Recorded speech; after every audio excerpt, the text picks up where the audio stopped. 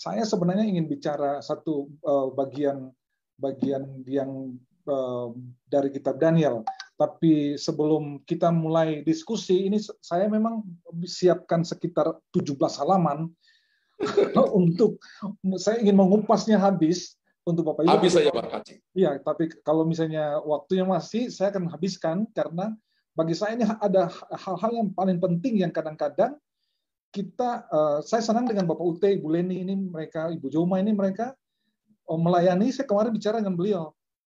Saya ingin orang yang betul-betul melayani dengan roh, tetapi juga dengan ilmu yang Tuhan kasih, dengan hal-hal biblikal yang kuat, supaya itu jemaat dikuatkan dengan kebenaran firman, tetapi secara roh dia juga dikuatkan.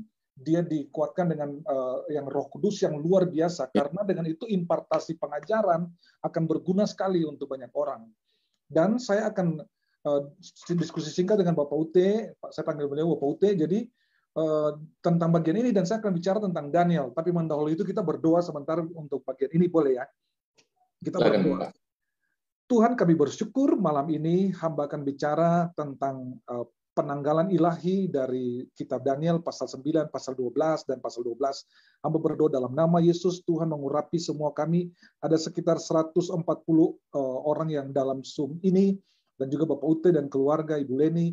Di dalam nama Yesus Tuhan memberkati supaya pembicaraan kami ini sungguh-sungguh mendatangkan berkat, sukacita, damai sejahtera, bahkan umat-Mu semakin mengerti bahwa ada rencana-rencana Tuhan yang indah dalam hidup mereka, tetapi juga mereka mengerti bahwa tujuan hidup mereka adalah untuk mempermuliakan nama Tuhan, menanti kedatangan Tuhan pada kali kedua, untuk menjemput mereka di kami semua di awan-awan. Di dalam nama Yesus sama berdoa, biarlah Tuhan ambil alih semua pembicaraan malam ini, supaya sungguh-sungguh berkenan di hadirat Tuhan. Di dalam nama-Mu yang ajaib, Yesus Kristus Gembala kami, hamba berdoa. Haleluya. Amin. Oke, saya bicara cepat. Nanti Bapak Ibu kalau mau bertanya silakan. Begini, saya mulai dengan begini. Akhir zaman tidak bisa kita kira-kira, ya, ataupun diketahui oleh siapapun. Akhir zaman tidak pernah bisa diketahui oleh siapapun, seperti yang dinyatakan dalam Injil Matius. Saya kutip Matius dulu, Matius pasal 24 ayat 36. Katakan begini, tetapi tentang hari dan saat itu tidak seorang pun yang tahu, malaikat-malaikat di surga tidak, dan anak pun tidak, hanya Bapa sendiri. Akan tetapi kalau sampai di situ ya, hanya Bapa sendiri. Itu menarik. Sekali lagi saya bacakan itu. Tetapi tentang hari dan saat itu, tidak seorang pun yang tahu. Malaikat-malaikat di surga tidak, dan anak pun tidak, hanya Bapa sendiri. Kenapa saya katakan menarik, Bapak Ibu? Sebagian kalangan yang mempunyai penafsiran harafiah atau bilang penafsiran yang sesuai dengan teks terhadap Alkitab menegaskan bahwa ramalan mengenai tanggal-tanggal, ramalan mengenai waktu adalah sia-sia. Dan sebagian penulis lainnya percaya bahwa Yesus yang diramalkan atau Yesus yang dinubuatkan dengan tanda-tanda yang akan menunjukkan bahwa akhir zaman itu sudah dekat. Namun mengenai tanggal, mengenai kejadian bahwa akhir zaman itu akan datang seperti pencuri di malam hari. Jadi tidak ada seorang pun yang tahu. Dewasa ini banyak bermunculan fenomena mengenai akhir zaman. Bahkan di dalam kekristenan sendiri, setiap denominasi memiliki pandangan yang berbeda-beda mengenai akhir zaman. Makanya saya bilang tadi ke Bapak Ibu, Bapak Ute, Ibu Leni, Ibu Joma, dan tim itu, mereka belajar yang kuat, tapi juga mereka mengandalkan Roh Kudus yang kuat. Itu berimbang, ya, itu berimbang sekali. Nah, ini hal tersebut berimbas pada bermunculnya aliran-aliran yang menitik beratkan pengajarannya pada akhir zaman. Salah apa betul? Boleh juga. Yang penting benar ya. Bahkan mereka dengan berani mengatakan kapan akhir zaman itu akan tiba. Seperti kaum Adventis dan Pondok Nabi. Bapak Ibu pernah dengar ya? Contoh misalnya kaum Adventis, semenjak berdirinya aliran ini sudah beberapa kali diramalkan mengenai akhir zaman. Akan tetapi tidak pernah terjadi. Kaum Adventis mengharapkan bahwa kedatangan Kristus yang kedua kalinya akan terjadi dalam bentuk suatu peristiwa bencana hebat. Ya.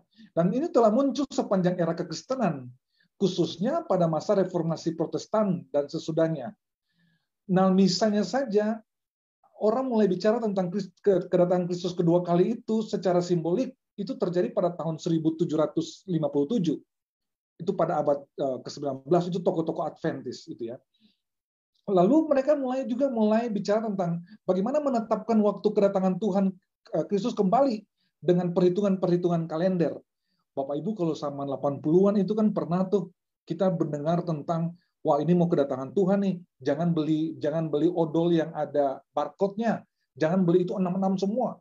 Dan saya kasih contoh yang menarik adalah misalnya di dalam tahun 2000 itu tahun 2000-an sebelum tahun saya masih di SMA waktu itu. Tapi di tahun 2003 itu mulai muncul yang Pondok Nabi kalau Bapak Ibu tahu. Ya.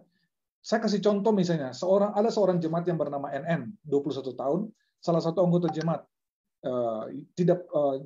marganya ada orang Batak tapi orang Nias, tapi marganya itu jemaat Sibuya, itu yang Pondok Nabi itu.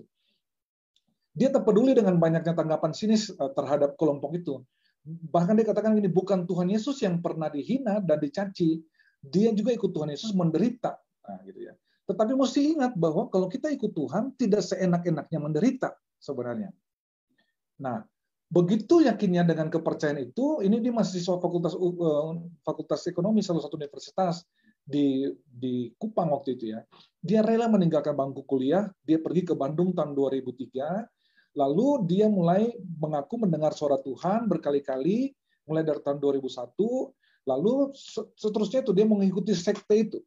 Ya. Lalu mereka mulai dievakuasi polisi mulai pada tahun 2003 itu. Itu peristiwanya terjadi, itu luar biasa. Nah, selain NN, itu ada di gereja yang sudah berada di asrama Pondok Nabi, ada juga RY, saya pakai istilah itu ya. Ini bahkan asal Ambon, supaya jangan orang bilang, oh, kok dia ngomong tentang orang ini ya, ini asal Ambon. Dan dia bersama dengan 300 orang jemaat yang lain, mereka berkumpul dan melakukan ritual seperti bernyanyi, menari, berpuasa, ada yang 3 hari, ada 3 malam, tamakan, ada juga yang 7 hari, 7 malam, mereka tamakan.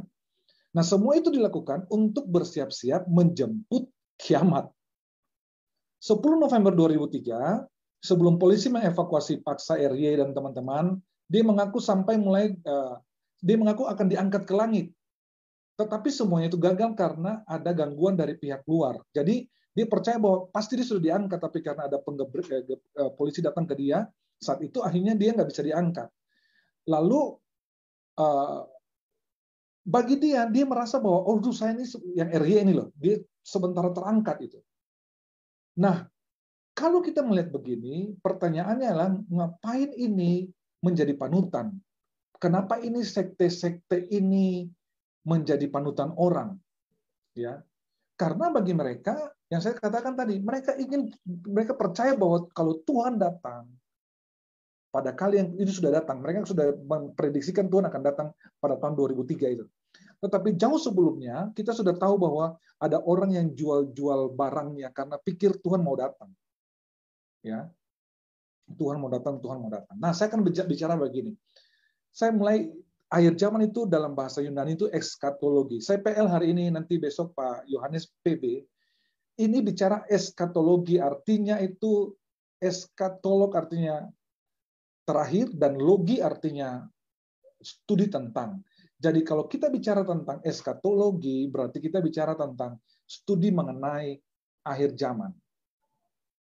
Lalu kalau eskatologi atau akhir zaman ini ilmu mempelajari masa yang akan terjadi di masa depan, yaitu suatu zaman yang penuh dengan kesusahan yang dikarenakan zaman tersebut akan datang seorang Mesias atau penyelamat. Ini sebenarnya dalam PL tidak terlalu terlihat, tapi kalau besok PB itu banyak sekali pengungkapan biblikalnya yang sangat terlihat. Nah, kalau kita melihat istilah eskatologi itu ditemukan di dalam Perjanjian Lama juga. Tetapi hakikat mengenai istilah eskatologi sudah ada yang dikenal dengan hari Tuhan.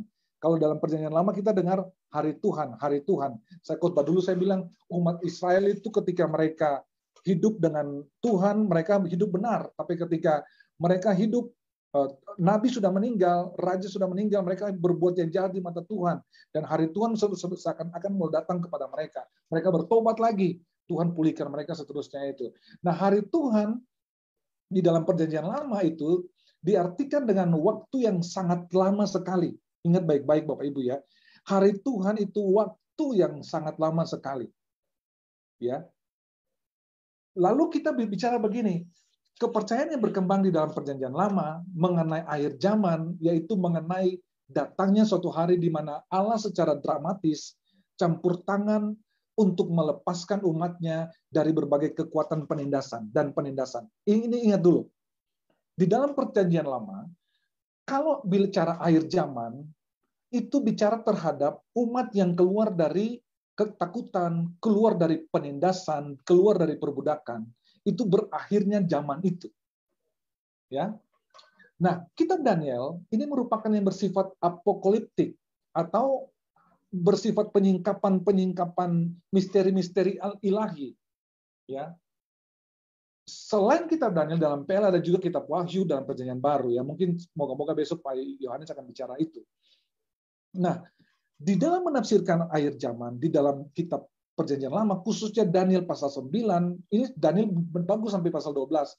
9 dan 12 itu ternyata banyak pandangan tafsiran yang berbeda atau dengan yang lain, satu dengan yang lain. Oleh karena itu, saya akan mengkelompokkan menjadi dua kubu, dua bagian.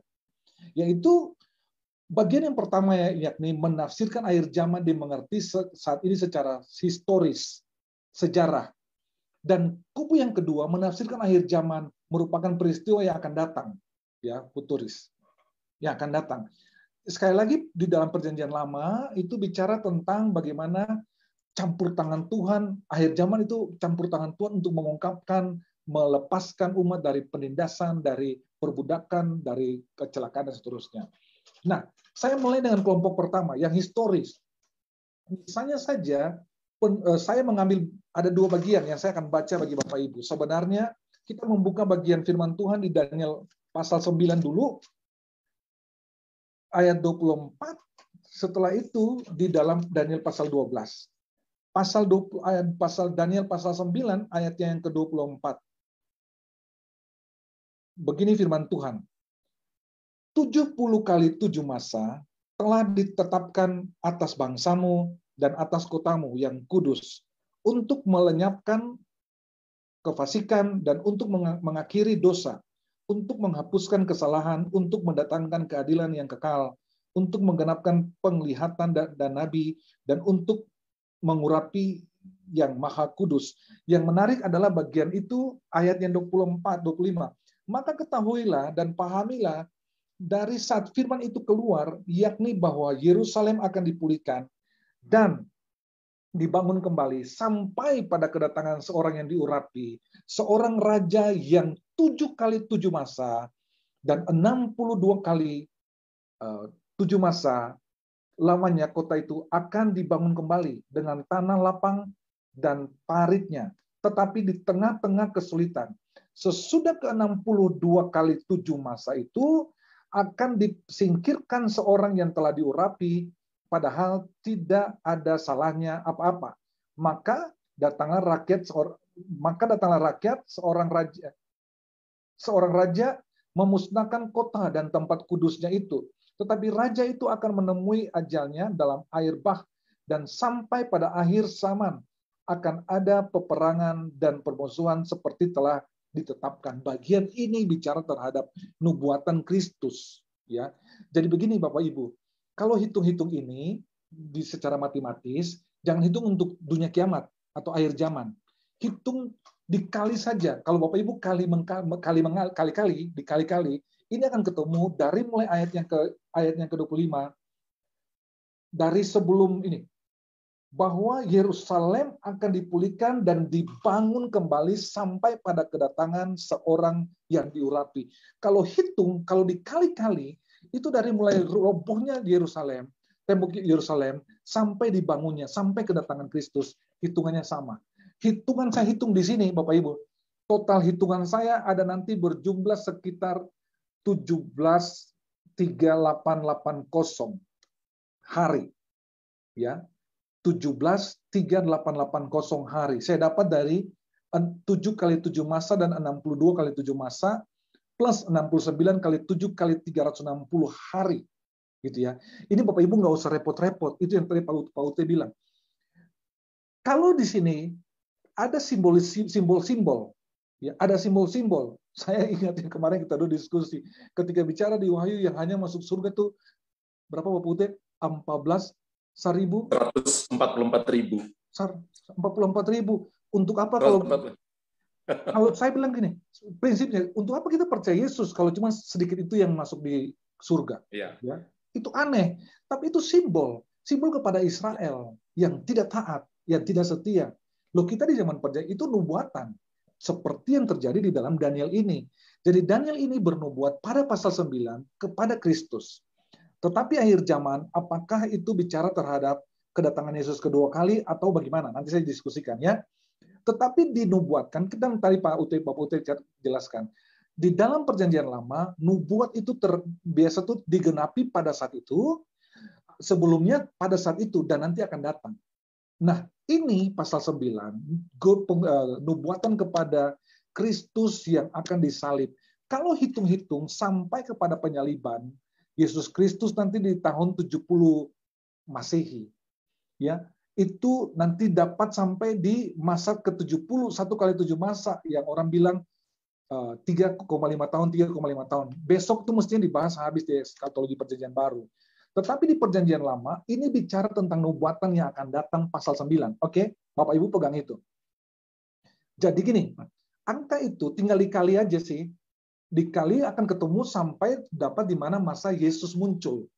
Sampai penggenapannya ketika Yesus disalibkan. Angka itu. Karena di ayat selanjutnya, di ayat yang ke-25 itu bicara tentang Yesus. Tidak salah, tidak macam-macam, tapi dihukum, dan seterusnya. Ya, itu bagian itu. Setelah itu, di pasal yang ke-12, itu adalah sangat menarik untuk didiskusikan. Saya satu-satu, saya bicara ke Bapak Ibu, satu-satu bagian. Saya mulai dengan kelompok yang historis nih. Misalnya saya lompat sedikit ke pasal 12, ini ayat 1. Pada waktu itu juga akan muncul Mikael, pemimpin besar itu yang akan mendampingi anak-anak bangsamu, dan akan ada suatu waktu kesesakan yang besar seperti yang belum pernah terjadi sejak ada bangsa-bangsa sampai pada waktu itu. Tetapi pada waktu itu bangsamu akan terluput, yakni barang siapa yang didapati namanya tertulis dalam kitab itu. Nah, ini menarik. Ini menarik. Bapak Ibu lihat satu-satu. Saya mulai begini. Kata pada waktu itu, ini menarik ya.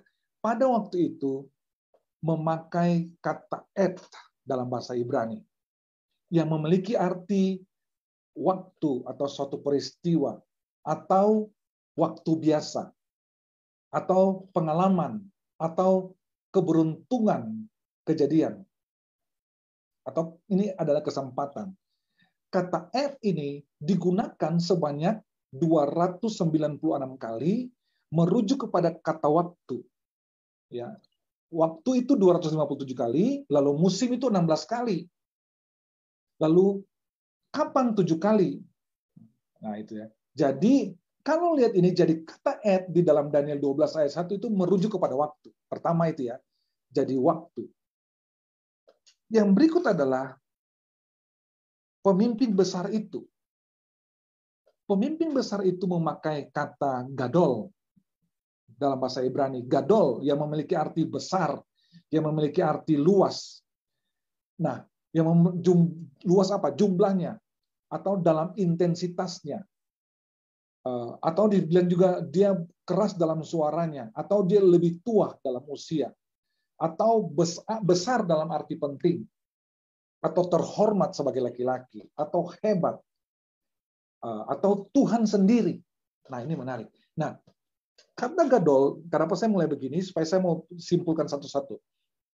Kata gadol itu digunakan sebanyak 529 kali, merujuk kepada kata hebat, 397 kali, kepada kata tinggi, dan seterusnya.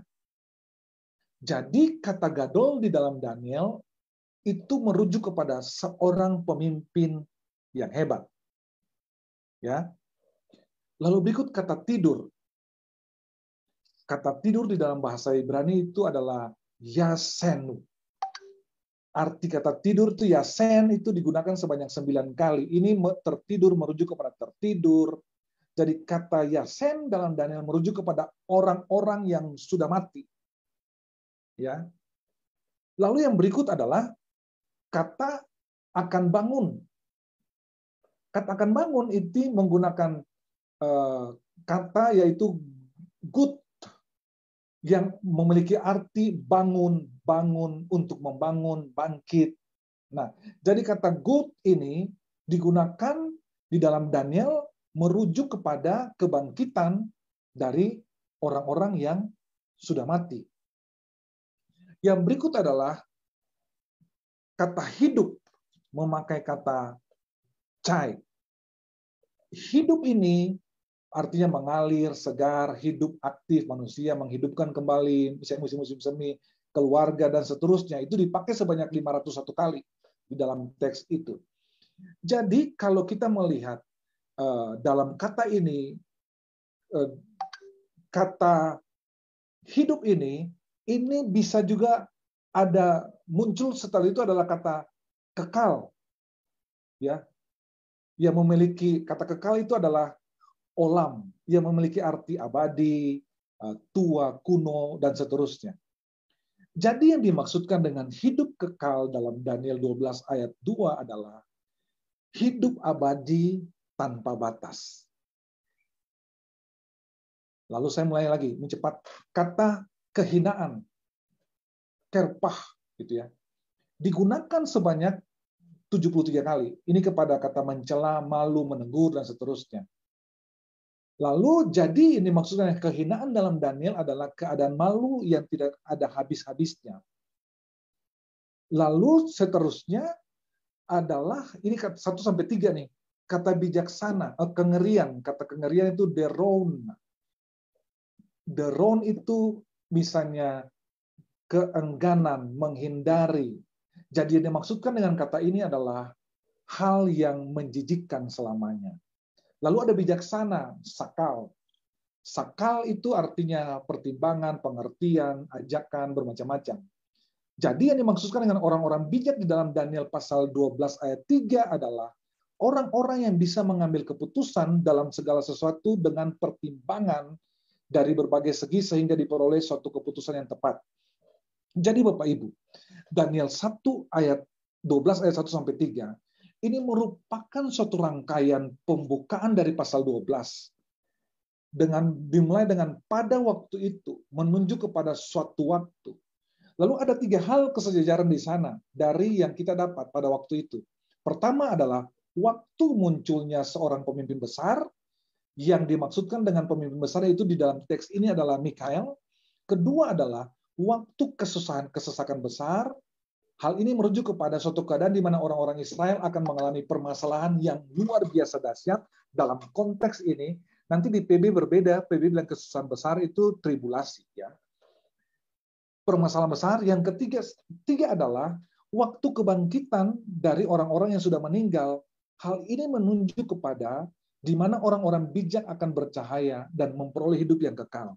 Jadi dalam Daniel 3, 12, 1-3, ini pemimpin besar bicara kepada Mikael, orang yang kesusahan besar itu adalah merujuk kepada keadaan orang Israel mengalami permasalahan yang luar biasa dan dahsyat, dan seterusnya.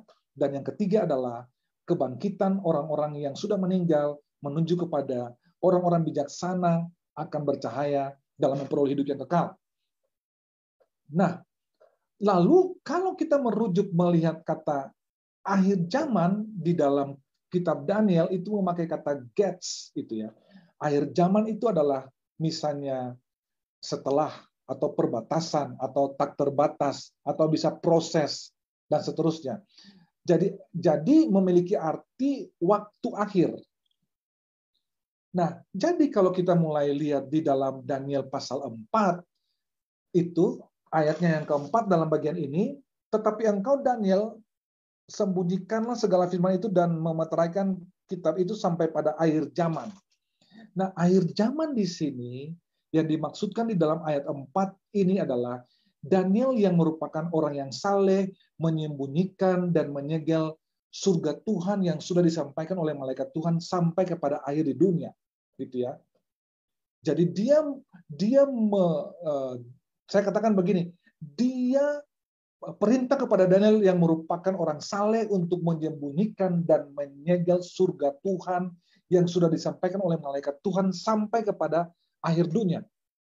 Ya, jadi Daniel ini disuruh Allah untuk bagaimana kita bilanglah menyegel. Oh, ini menempatkan surga. Surga ini loh. Tapi terjadinya kapan? Terjadinya nanti, bukan terjadinya sekarang di teks ini. Kalau terjadinya di dalam teks ini, berarti itu akan berkali-kali itu. Ini nubuatan perjanjian lama yang nanti digenapi dalam perjanjian baru. Ya, Bapak Ibu ya. Jadi kadang-kadang orang mengutip perjanjian lama ini sebagai waktu Tuhan yang sudah dekat. Ya, waktu Tuhan sudah dekat artinya begini, ini sudah akhir zaman nih. Padahal ini nubuatan Daniel di perjanjian lama yang penggenapannya adalah di dalam kitab-kitab Roma, Wahyu dan seterusnya. Pada kedatangan Kristus kedua kali. Lalu saya baca lagi di dalam ayat 5. Nanti baru saya menyimpulkan dia ya. Saya bicarain cepat ayat 5, permainan kata bahasa-bahasa Ibrani. Di dalam ayat 5 dikatakan Daniel melihat 2 orang berdiri di tepi sungai. Ya. Kata yang digunakan untuk tepi atau batas adalah kata sapah. Jadi gini, Bapak Ibu, kalau misalnya dia melihat 2 orang berdiri, 2 orang lain, jangan Bapak Ibu tafsir lagi 2 orang itu adalah ini, 2 orang itu adalah ini. Itu tidak perlu. 2 orang itu adalah 2 orang tuh. Ya, 2 orang siapa? Nanti Tuhan yang tentukan. Ya, jangan tentukan nanti bilang 2 orang itu nanti saya sama Pak Gembala lagi, Pak Luther. Jadi yang harus dilihat adalah berdiri di tepi sungai. Kenapa 2 orang ini berdiri di tepi sungai gitu loh? Itu menarik. Jadi hal-hal yang misalnya bicara tentang orang, bicara tentang angka di sini, angka MPL ini itu dikalikan aja. Kalau angka di PB misalnya bicara tentang yang tadi kita diskusi akan masuk surga, itu simbolik. Ya, itu simbolik.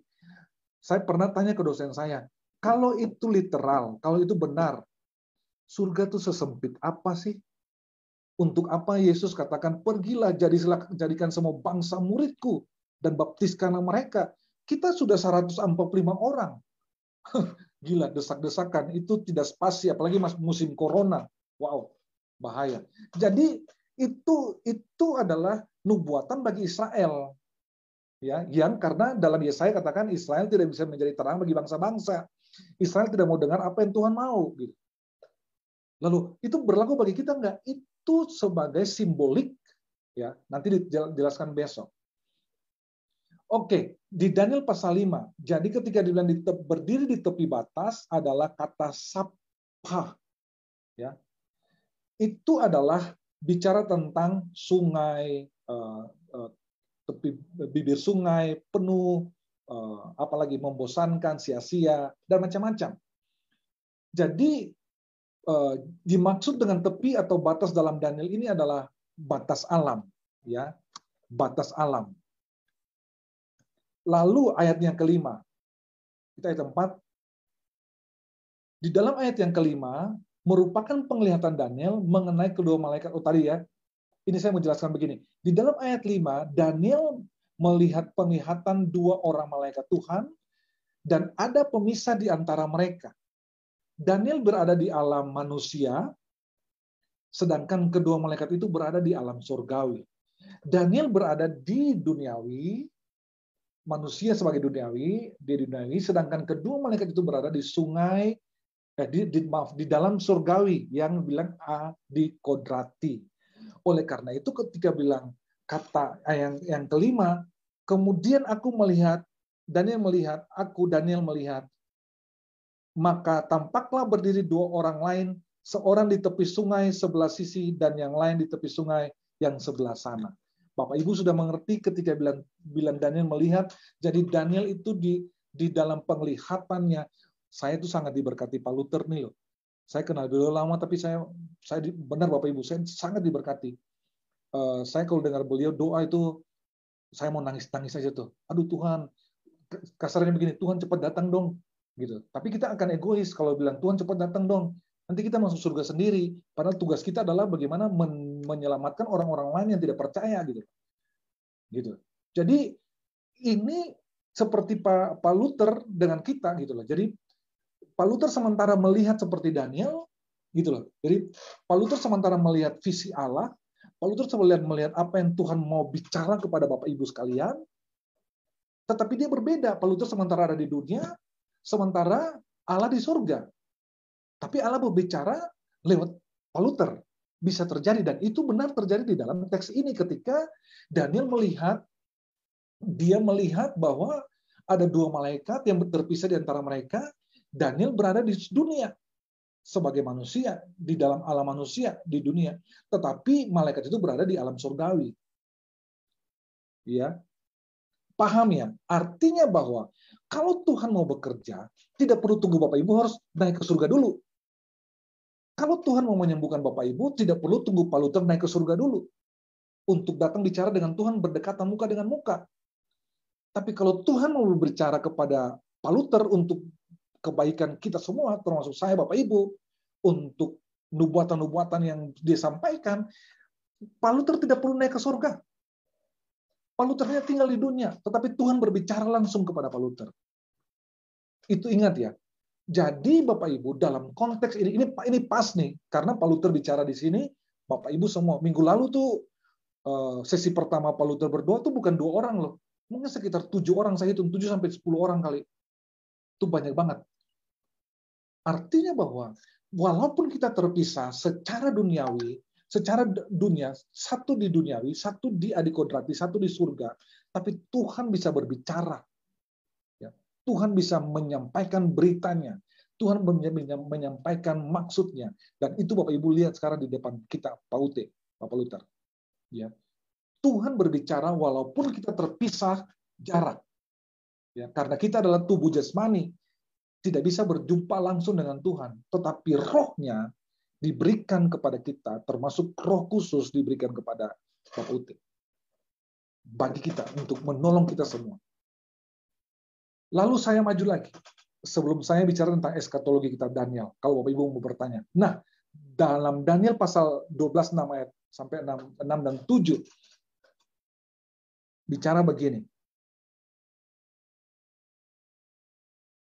Dan yang seorang bertanya kepada yang berpakaian kain lenan yang ada di sebelah atas air sungai itu, bilakah hal-hal yang ajaib ini akan berakhir? Lalu kudengar orang yang berpakaian kain lenan yang ada di sebelah atas air sungai itu bersumpah demi Dia yang hidup kekal, sambil mengangkat tangan kanan dan tangan kirinya ke langit. 1 masa dan 2 masa dan setengah masa, dan setelah berakhir kuasa perusak bangsa yang kudus itu, maka segala hal itu akan digenapi. Ya, ini menarik. Kata 1 masa, 2 masa, dan setengah masa merujuk kepada sebuah waktu. Dalam bahasa Ibrani memakai kata kalah, ya, menggunakan kata kalah. Nah, kalah ini digunakan sebanyak 206 kali, itu artinya gagal, selesai, menghabiskan, berakhir, ditentukan, banyak arti. Nah, kata kalah ini, kalah memiliki arti untuk mengakhiri atau berhenti, selesai, musnah. Atau juga bisa menyelesaikan, atau mempersiapkan, atau mengkonsumsi, gitu ya, atau mencapai, dan seterusnya. Jadi yang dimaksudkan di dalam Daniel 12 ayat 7, ada waktu yang diberikan untuk menyelesaikan atau berakhirnya satu periode. Ya. Jadi yang dimaksudkan dengan akhir zaman dalam Daniel 12 ayat 5 sampai 7 adalah waktu terjadinya pemusnahan atau penghancuran yang akan dialami oleh musuh-musuh Israel.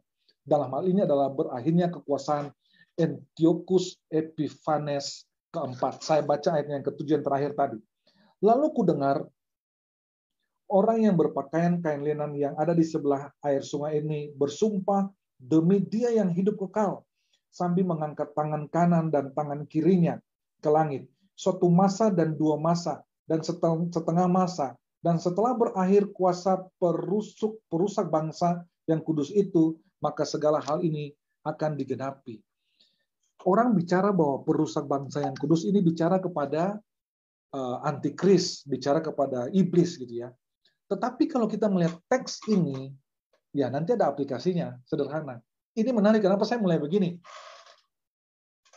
Saya di kelas saya dengan Bapak Uti, saya bilang begini, ini intermezzo ya. Kalau Bapak Ibu mau ini saya sudah lihat Bapak Uti nih, modelnya dia luar biasa. Kalau mau berkhotbah dalam Perjanjian Lama, berkhotbah sampai tuntas konteks itu, ya. Lalu baru ditarik ke Perjanjian Baru, bicara kepada Kristus. Jangan sampai tiba-tiba bicara Perjanjian Lama, baca teks Perjanjian Lama, bicara tentang Kristus. Sampai enggak? Sampai. Tetapi pelajarannya enggak sampai.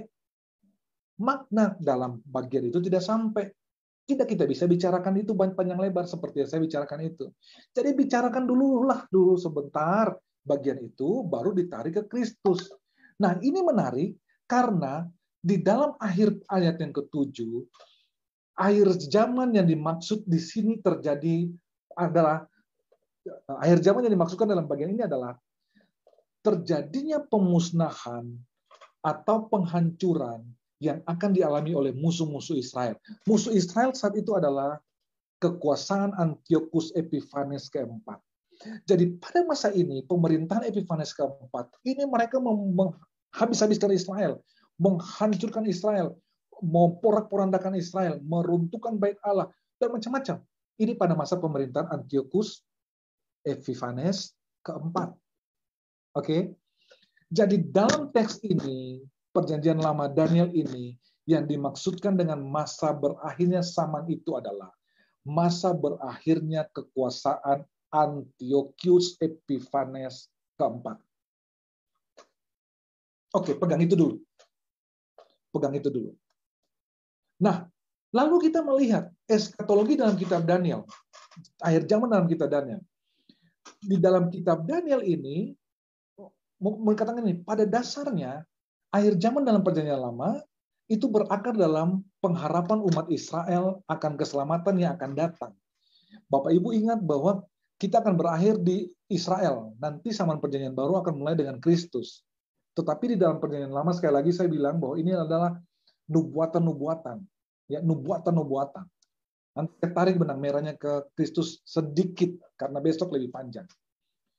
Nah, dalam pengharapan umat Israel akan keselamatan yang akan datang, artinya bahwa semua nubuatan-nubuatan yang mengenai akhir zaman diberikan Allah dalam Daniel ini, 9, Daniel 12, sedangkan nubuatan tentang kebangkitan pada akhir zaman itu diberikan dalam Daniel 12, 1-2. Ya. Nah, kebangkitan dalam ayat ini, yang kedua ini terjadi pada waktu kesengsaraan yang sangat besar. Dan inilah yang digambarkan Daniel. Saya lompat sedikit. Bapak Ibu besok akan ketemukan dengan Pak Yanes. Tapi saya mau katakan begini. Waktu zaman Perjanjian Lama, Allah bicara, Daniel berbicara kepada umatnya bahwa mereka akan mengalami kesukaran yang sangat besar karena harus menghadapi sang penjajah, sang orang yang sangat brutal, yang yang mirip sekali dengan iblis yang tadi Antiochus tadi, Epiphanes. Tetapi juga di dalam Daniel ini dia bicara tentang bagaimana akan adanya kebangkitan kedua yang terjadi ketika umat sementara masuk di dalam kesukaran yang besar. Nah, itu gambaran yang akan terjadi dalam kitab Wahyu nanti ketika kita bicara tentang tribulasi. Tetapi sebaiknya di dalam zaman Perjanjian Lama ini, teks Perjanjian Lama ini kita fokus kepada kira-kira yang dimaksudkan dengan kesukaran yang besar itu apa sih? Ya. Nah, saya ada dua bagian. Saya waktu 10 menit lagi. Yang pertama adalah turunnya Mesias. Nah, di dalam Daniel ini, Daniel melihat seorang anak manusia yang turun di awan-awan dari langit dalam Daniel 7 ayat 21. Saya baca. Daniel 7 ayat 21.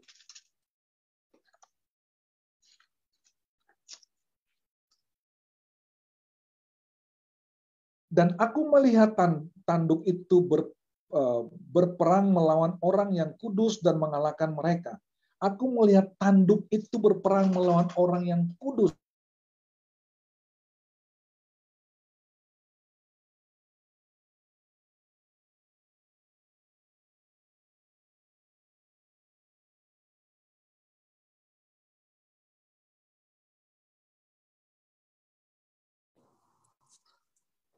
Bapak Ibu sebentar, Pak KC kelihatan lagi problem signalnya. Bapak Ibu, saya minta Bapak Ibu stay fokus ya. Pengajarannya sangat bagus malam ini. Memberkati kita semua. Bapak Ibu yang bisa catat, silakan catat.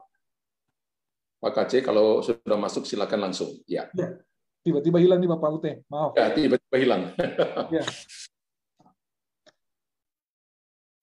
Bapak Ibu, lalu berikut ya, masih di dalam 7 ayat 12 ya. Nah, di dalam 7 ayat 12 itu saya tadi bilang, bicara kepada tanduk itu akan melawan orang-orang kudus dan mengalahkannya. Hal ini menceritakan mengenai aniaya yang akan terjadi terhadap umat Allah. Daniel menyatakan bahwa sang Raja Lalim akan menduduki bait Allah, dan bait Allah yang dibangun itu, dan kalau kita lihat itu, dan akan membangun kembali di Yerusalem selama pertengahan masa 7 tahun dan masa kesukaran itu. Begini maksud saya, dalam Daniel 9 ayat 27 atau Daniel 7 ayat 21. Kalau kita menarik kepada perjanjian lama, perjanjian baru, ini konteks ini bicara terhadap kesukaran besar yang dialami oleh penindasan oleh Epifani. Ya. Tetapi dia menceritakan kepada futuristik yang akan datang. Nanti Bapak Ibu bisa simpulkan bahwa kira-kira yang sama yang terjadi dalam perjanjian lama itu, siapa orangnya? Jawabnya itu Kristus. Ujungnya itu Kristus.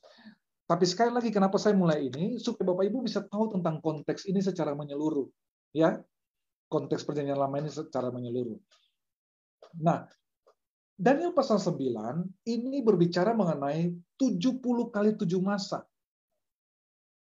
Daniel mulai berdoa, mengaku dosa. Saya sudah bilang tadi. Dia mulai mengaku dosa-dosanya, bangsanya, belas kasihan demi menjawab doanya. Munculnya, di situ katakan malaikat Gabriel.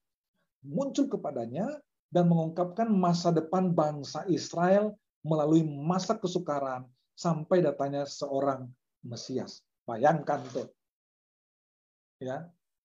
Bayangkan itu tuh. Itu luar biasa. Itu luar biasa. Jadi, kalau saya lihat bagian ini, kepercayaan akan adanya kebangkitan, apapun bentuk yang dapat kita ambil, dekat hukumannya dengan penghakiman yang akan datang. Dekat penghakimannya dengan akan berlangsungnya bagaimana umat akan dihukum. Setelah itu setelah penghukuman akan terjadi, setelah proses penghukuman akan muncul seorang penolong yang ajaib. Itu kepada Kristus. Itu ujungnya kepada Kristus sekali lagi. Nah, rujukan hal-hal ini dibuat dalam semua bentuk model apokaliptik atau bilang nubuatan, ya.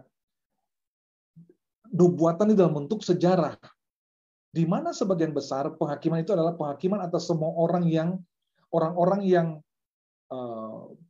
secara menyeluruh, bukan perorangan saja, tapi secara menyeluruh. Saya mau bilang begini Bapak Ibu. Ketika bilang rujukan ini bicara kepada sejarah, sejarah ini menunjukkan bahwa penggenapannya di dalam perjanjian baru. Oke ya, jadi konteks ini, Daniel ini harus kita keluarkan dari konteksnya perjanjian lama kepada merujuk kepada pribadi yang akan dibicarakan di masa-masa kedatangan kedua kali. Ya. Lalu yang berikut, kedatangan Mesias sangat dinantikan oleh umat Yahudi. Yang kata Mesias itu yang diurapi.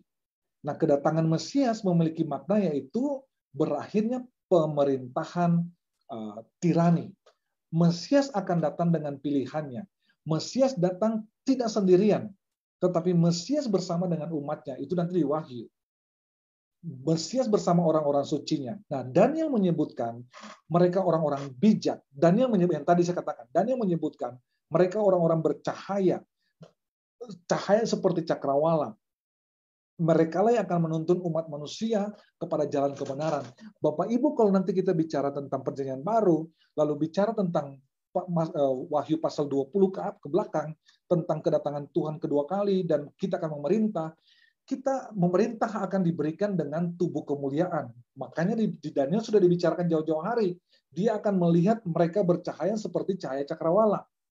Ya, jadi penggenapannya perjanjian baru, penggenapan futuristik. Tapi penggenapan dalam teks ini digenapi ketika umat sudah keluar dari penindasan Epifani. Yang tadi ya.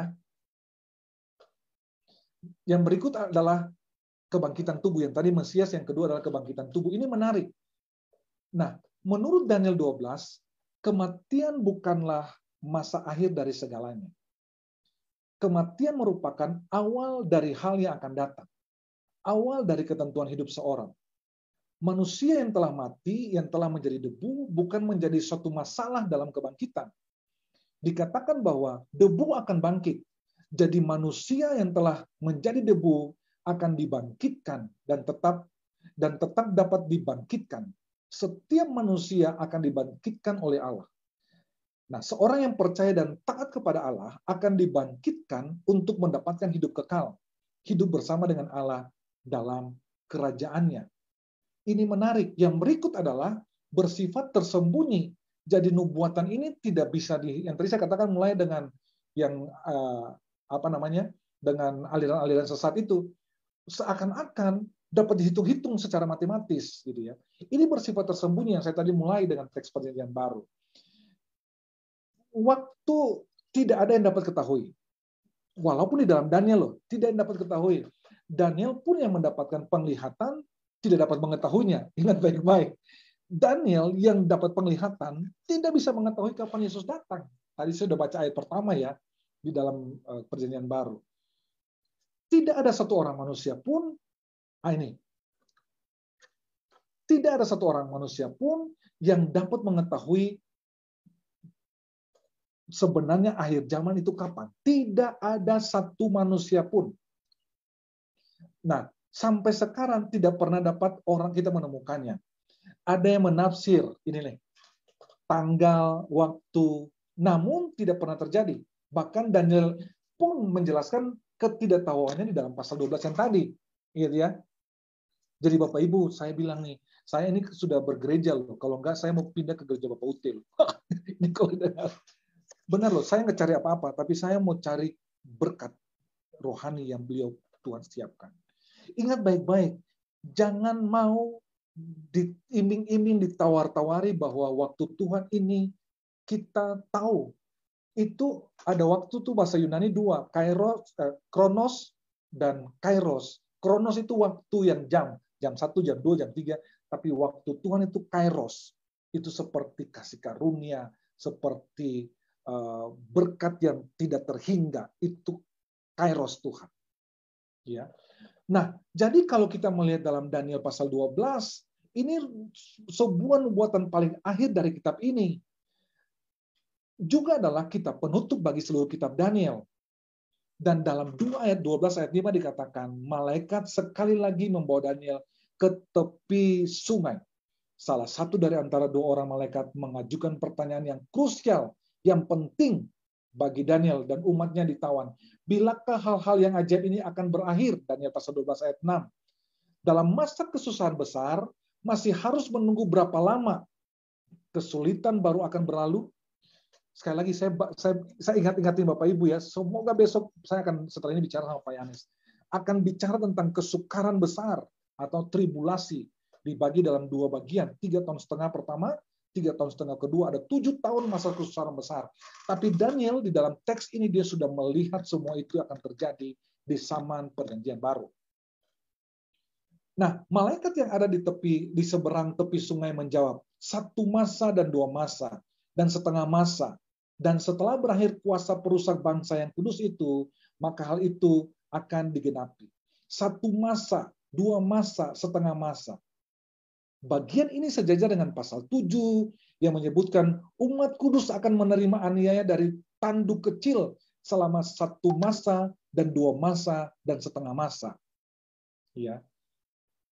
7 ayat 25. Malaikat tidak memberikan sebuah tanggal yang konkret, namun memberikan petunjuk bahwa akhir zaman akan muncul. Oke, ingat baik-baik.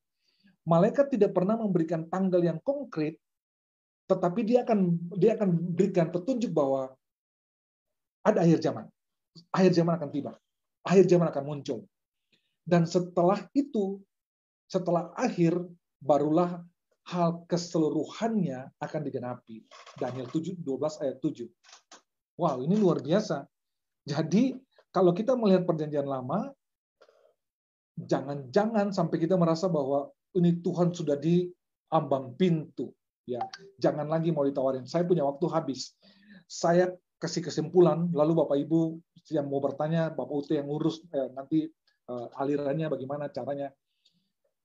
Saya mau bicara begini. Jadi menurut penulis, menurut saya, akhir zaman yang dimaksud dalam Daniel merupakan mengenai eskatologi. Oke, masa yang akan datang. Jadi Daniel itu sudah bicara kepada umat Israel jauh-jauh hari sebelum masa itu akan datang. Tapi ini musimnya ini. Zaman itu akan disebut dengan zaman kesesakan. Kesesakan dan penderitaan tersebut akan dialami oleh orang-orang Israel atau umat Tuhan. Ya. Secara khusus penderitaan yang disebabkan oleh penindasan dari penguasa yang jahat.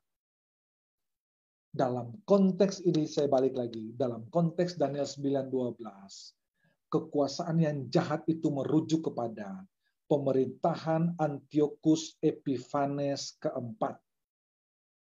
Ya. Tetapi penindasannya tidak akan berlangsung selamanya, karena akan ada penggulingan, atau Allah akan menggulingkan, atau Allah akan mengalahkan Antiochus Epiphanes IV. Kekalahan itu akan berakhir terlihat dengan berakhirnya kekuasaan Epiphanes keempat itu. Ini merupakan pengertian dari akhir zaman menurut kitab Daniel. Makna akhir zaman dalam kitab Daniel yaitu untuk mengajarkan supaya umat Allah tetap percaya, umat Allah tetap bertahan di dalam mempertahankan iman kepada Allah. Umat Allah harus setia. Umat Allah terus berharap kepada Allah. Sekarang dan selamanya. Arti futuristiknya adalah, penggenapannya adalah ketika Yesus datang kedua kali. Sebelum kedatangan Yesus kedua kali, akan terjadi penganiayaan besar. Sebelum masa-masa kedatangan Kristus kedua kali, akan terjadi peristiwa-peristiwa yang menyakitkan. Kalau orang bilang ini adalah tanda-tanda, Yesus katakan ini awalnya. Karena tanda-tanda itu akan dibicara di Wahyu. Akan ada 7 masa, ada 7 sangkakala, ada macam-macam. Yang akan 7 cawan, yang akan menimpa orang yang tidak percaya. Dan ini dikatakan bahwa ini adalah kesukaran besar. Kalau dalam konteks Daniel, kesukaran besar bicara kepada kekuasaan bengis yang Epiphanes keempat. Penglihatannya ditarik kepada perjanjian baru. Kesukaran besar itu adalah karena umat mau dipengaruhi oleh iblis. Yang bengis itu adalah iblis, si jahat itu. Mungkin saya sampai di sini, karena saya tidak mau masuk banyak ke PB, perjanjian baru, karena nanti akan dikupas. Cuman saya ingin kalau misalnya Bapak Ibu mau bertanya dalam bagian ini, supaya sederhana. Bapak Ibu mengerti bahwa, oh rupanya nubuatan ini bisa berakhir di situ, tetapi yang belum terjadi akan digenapi di sana. Ada orang yang berkata bahwa nubuatan itu, yang tadi saya katakan, ada orang yang berkata bahwa Yesus tidak akan datang kedua kali, karena surga dan neraka itu dari kita. Kalau kita hidup baik, kita sejahtera, kita senang, itu surga. Tapi kalau kita berantem, kita punya masalah, itu neraka. Nah, ini ajaran sesat. Karena surga dan neraka akan muncul ketika Yesus datang menjemput kita di awan-awan dan terjadi panggilan kedua kali.